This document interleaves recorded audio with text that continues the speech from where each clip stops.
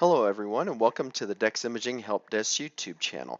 Today we're going to be going over how to replace the toner bottle and the waste toner in a Canon Image Runner Advanced copier.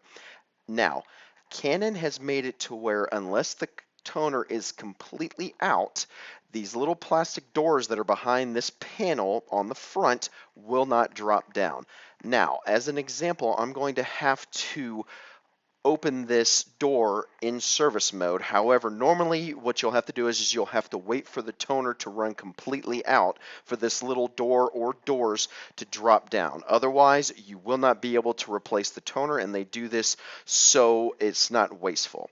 Now, once that little door drops down, you just go ahead and pull the toner out, and once you've pulled it completely out, go ahead and get the new toner and you just push it right back in.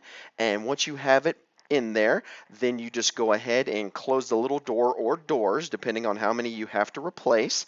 And then you shut the front panel, and then you are good to go.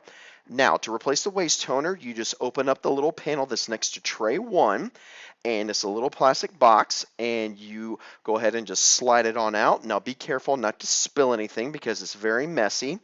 And once you've pulled it completely out, get the new one and just go ahead and push it right back in. And once you've pushed it back in, you just go ahead and shut that panel, and then you're good to go. This concludes the video on how to replace the Canon Image Runner Advanced toner bottle and waste toner. Thank you for watching our YouTube channel, and please subscribe to us.